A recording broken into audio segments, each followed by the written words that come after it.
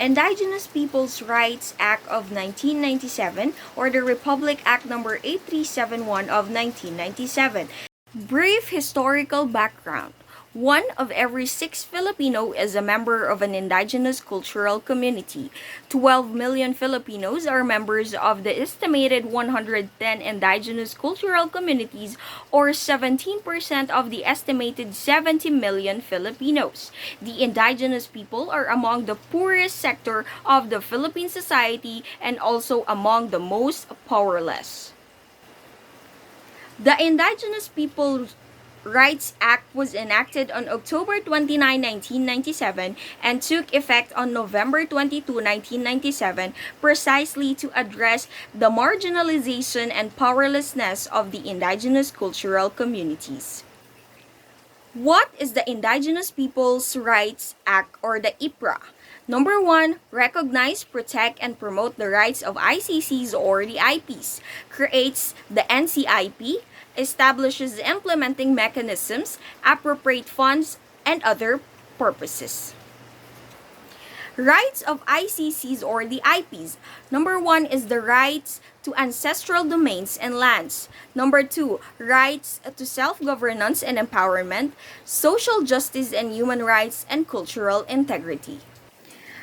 Rights to ancestral domain or the right of ownership, right to develop lands and natural resources, right to stay in territories, right in case of displacement, right to regulate entry of migrants, right to safe and clean air and water, right to claim parts of reservation, right to resolve conflict, right to ancestral land, and right to transfer land property, and the right to redemption are the rights to ancestral domain of the IPs. Ancestral domain is defined as all areas generally belonging to the ICCs or the IPs, held under a claim of ownership, occupied and possessed by themselves or through their ancestors, communally or individually since time immemorial, continuously to the present, necessary to ensure their economic, social, and cultural welfare. It includes ancestral lands, forests, pasture, residential, agriculture, hunting grounds, burial grounds, worship areas, bodies of water, and mineral and other natural resources. Ancestral land is defined as the land occupied, possessed, and utilized by individuals, families, and clans who are members of the ICC or the IP since time immemorial by themselves or through their predecessors and interests, under claims of individual or traditional group ownership, continuously up to the present, except when interrupted by war, force majeure, or displacement by force, deceit, stealth, as a consequence of government project and other dealings between government and private corporations. The IP's concept of ownership. Ancestral domains and all resources found therein shall serve as the material basis of their cultural integrity. Ancestral domains are the ICCs or the IP's private but community property which belongs to all generation and therefore cannot be sold, disposed, or destroyed. Covers sustainable traditional resource rights. Responsibilities of ICCs or the IPs. Number 1 is to maintain ecological balance. Number 2, to restore the denuded forests. And number 3, observe laws. Rights to self-governance and empowerment. Self-governance and self-determination justice system, conflict resolution, institution, and peace-building process, participation in decision-making, determine and decide priorities for development and tribal barangays.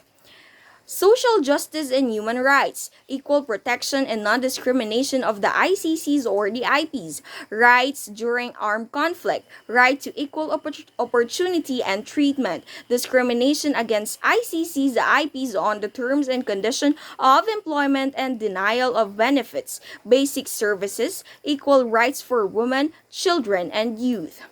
Cultural integrity, protection of indigenous culture, traditions, and institutions, educational system, recognition of cultural diversity, community intellectual rights, rights to cultural sites and ceremonies, rights to IKSP, access to biological and genetic resources, sustainable agrotechnical development, rights to receive from the national government funds for archaeological and historical sites. National Commission on Indigenous People to carry out policies set forth in RA 8371 IPRA, primary government agency responsible for the formulation and implementation of policies, plans, and programs to promote and protect the rights and well-being of the ICCs, IPs, and the recognition of their ancestral domain as well as their rights thereto. Mandate to protect and promote the interests and well-being of the ICC's IPs with due regard to their beliefs, custom, traditions, and institutions. The Commission. The commission is composition of 7 commissioners each representing an ethnographic region, one of whom shall be a chairperson. 2 of the 7 shall be women. Powers and function. First is policy-making body, quasi-judicial body, implementing agency, and titling of ancestral domains and land. Policy making, implementing rules and regulations, guidelines, rules on readings or pleadings, procedure, and practice before the NCIP and other issuances. The quasi-judicial body claims and disputes involving rights of the ICCs and IPs, primacy of customary law, regional hearing officer, rules on pleadings, practice, and procedure. Jurisdiction of the NCIP, conflicts involving ancestral land and domains, cancellation of fraudulent CADs and CALs, violation of the FPIC and Section 10 unlawful intrusion, Section 24 employment, and Section 33 cultural integrity and the property rights. Implementing agency. Number 1 is programs through educational assistant, legal assistant. Number 2 is project or the small projects. Titling of ancestral lands and domain, ancestral domains, ancestral lands outside ancestral domains, ancestral lands within ancestral domains. Offices within the NCIP, Ancestral Domain Office, Office on Policy Planning and Research, Office of Education, Culture and Health, Office on Socio-Economic Services and Special Concerns, Offices of Empowerment and Human Rights, Administrative Office, Legal Affairs Office, 12 regional offices, other field offices, provincial office, and community service centers, Office of the Executive Director. 5 pillars of the IPRA law. These 5 institutions: the Supreme Court, the Catholic Church, the media, the business community, the private lawyers groups, the pillars of the rule of law.